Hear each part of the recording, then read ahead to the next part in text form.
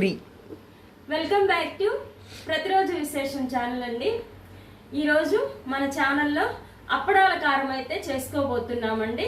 అప్పడాల కారం పొడి చేసుకున్నాము. మనకి జలుబు చేసి ఉన్నా కూడా వర్షాకాలం కదండి, కాస్త ఏదైనా ఫీవర్ ఉన్నా ఇట్లా ఉన్నా ఇడ్లీలోకి కానీ రైస్లోకి అయితే సూపర్ ఉంటుందండి. కాబట్టి ఈరోజు మనం అప్పడాల కారం చేసుకుందాము. ఎలా చేయాలో చూద్దాము, దానికి ఏమేం కావాలో కూడా చూద్దాం రండి. నేను ఎవరి దగ్గర చూసి ఇది నేర్చుకున్నాను, ఎవరు చేస్తుంటే చూసాను అనేది నేను తర్వాత చెప్తాను, ఓకేనా అండి. దీనికి కావాల్సిన ఇంగ్రీడియంట్స్ అయితే అప్పడాలు.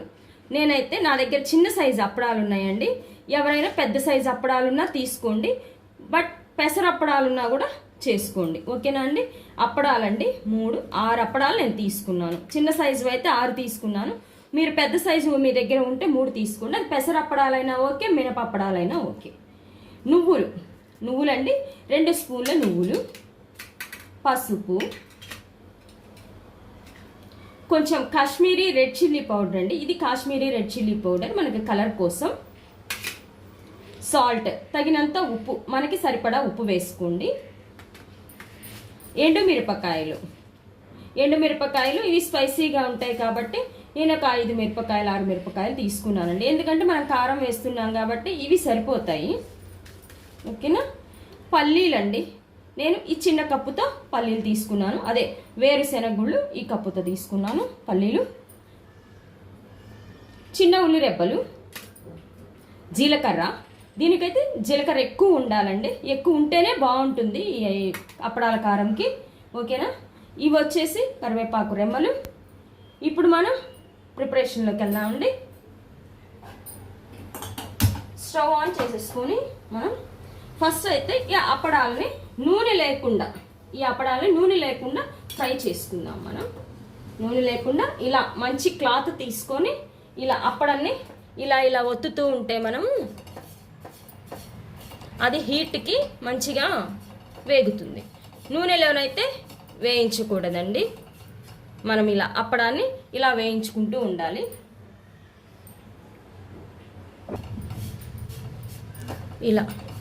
ఇలా మనం అప్పడాన్ని తట్టుకుంటూ ఉంటే పచ్చివాసన పోతూ ఉంటుంది. మనం 2 పక్కలా కూడా ఈ అప్పడాన్ని తిప్పుకొని వేయించుకుంటూ ఉండాలి. నూనెలోనైతే వేయించకూడదండి, కారానికి ఉన్న ఫ్లేవర్ మారిపోతుంది.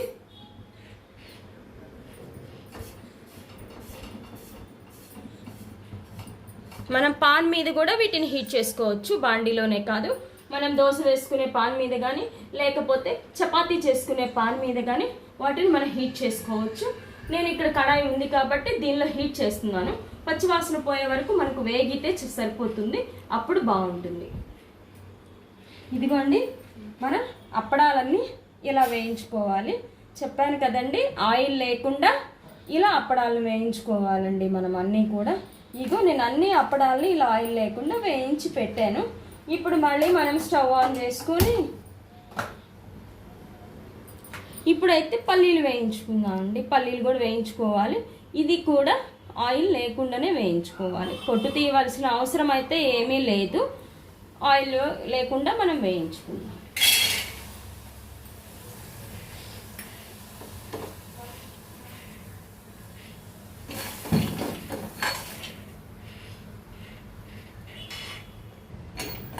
ఇదిగోండి, మనమైతే ఒక్కసారి హై ఫ్లేమ్లో పెట్టయితే ఇవి వేయించుకోకూడదండి.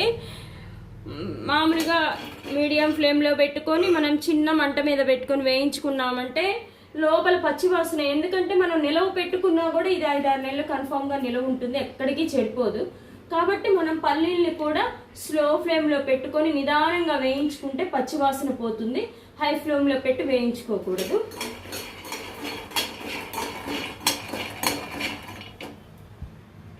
ఇలా స్లో ఫ్లేమ్లో పెట్టి వేయించుకోవాలి.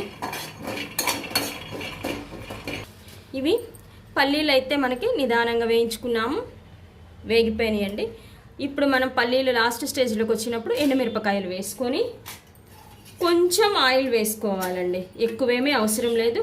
ఎందుకంటే మనకి ఆయిల్ వేసుకుంటేనే ఎండుమిరపకాయల్లో ఉన్న ఫ్లేవర్, మంచి ఫ్లేవర్, గింజలు మంచిగా వేగి మంచి ఫ్లేవర్ వస్తుంది కాబట్టి 1 స్పూన్ నూనె వేసుకొని ఇప్పుడు వీటితో పాటుగా మనం ఎండుమిరపకాయలు కూడా వేయించుకోవాలి.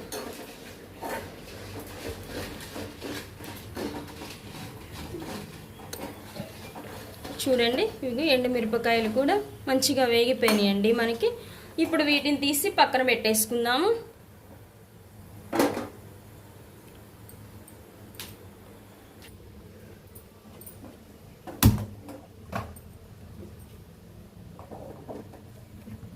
ఇప్పుడు మళ్ళీ మనం స్టవ్ ఆన్ చేసుకొని జీలకర్ర వేయించుకుందాము. నిదానంగా జీలకర్ర వేయించుకుందాము. జీలకర్ర తొందరగా వేగిపోతుంది కదా. ఇందులోనే లాస్ట్గా నువ్వులు వేసుకుందాము. 1 సెకండ్ అయితే సరిపోతుందండి. నూనె దీంట్లో వేడయ్యే ఉంది కాబట్టి మనకి కడాయి కూడా వేడిగా ఉంది కాబట్టి వెంటనే చిటపట్లాడిపోతాయి. జీలకర్ర నువ్వులు కూడా మనకి మంచి ఫ్లేవర్ వచ్చింది. నిదానంగా వేయించుకోవాలి. ఇవి కూడా వేగిపోయినాయి. తీసి పక్కన పెట్టేసుకుందాం వీటిని కూడా. ఇప్పుడు మనం అదే బాండీలో వెల్లుల్లి రెబ్బలను అయితే బాగా వేయించుకోవాలండి, పైన కాదు. ఇవి బాగా డ్రై అయిపోయే వరకు కూడా మనం వెల్లుల్లి రెబ్బల్ని వేయించుకోవాలి. ఎందుకంటే స్టాక్ పెట్టుకుంటాం కాబట్టి మనం వేయించుకుంటే బాగుంటాయి. కాబట్టి వెల్లుల్లి రెబ్బల్ని కూడా మనం మంచిగా డ్రై అయ్యే వరకు వేయించుకోవాలి.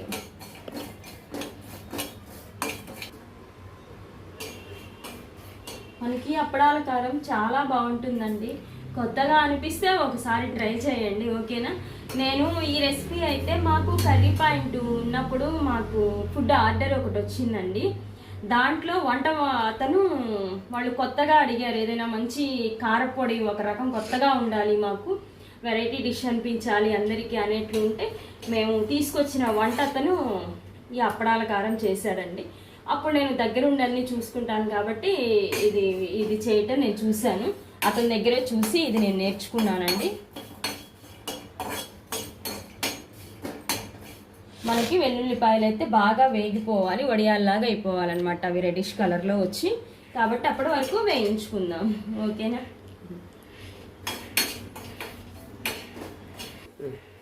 ఇదిగోండి మనకి వెల్లుల్లి రేఖలు వేగుతున్నాయి. ఇదిగోండి మనకి వెల్లుల్లి రెబ్బలు వేగుతున్నాయి. లాస్ట్కి వచ్చింది అనుకున్నప్పుడు మనం కరివేపాకు ఉంది కదా, ఈ కరివేపాకును కూడా ఇందులో వేసుకొని కొంచెం సేపు వేయించుకోవాలి. అప్పుడు 2 ఈక్వల్ అయిపోయి మనకి మంచిగా వేగిపోతాయి. కరివేపాకు కూడా ఇలా వేయించుకోవాలి దీన్ని కూడా. ఇక దీంతో లాస్ట్ అండి, మనం ఇంకా ఏమీ వేయించుకోని అవసరం లేదు, ఓకేనా. కరివేపాకు కూడా మంచిగా వేగిపోయిందండి. ఇక తీసేసి మిక్సీ పట్టేసుకుందాం, ఓకే. ఇదిగోండి మనం అన్నీ వేయించి పెట్టుకున్నాం కదా. ఇప్పుడైతే అప్పడాలి మనం చిన్న చిన్న ముక్కలుగా తుంచి మిక్సీ జార్లో వేసుకుందాం. ఫస్ట్ అయితే చిన్న చిన్న ముక్కలుగా తుంచేసి మిక్సీ జార్లో వేసుకుందాం. ఇలా పళపళలాడుతూ వేగాలండి, మనకి పచ్చిగా ఉండరాదు. పచ్చిగా ఉంటే మంచి స్మెల్ అయితే బాగోదండి. కాబట్టి మనకి ఇలా పళపళలాడుతూ వేయించుకోవాలి. ఈ చిన్న చిన్న ముక్కలుగా ఇలా అన్నీ మనం చేసుకున్నాం కదా.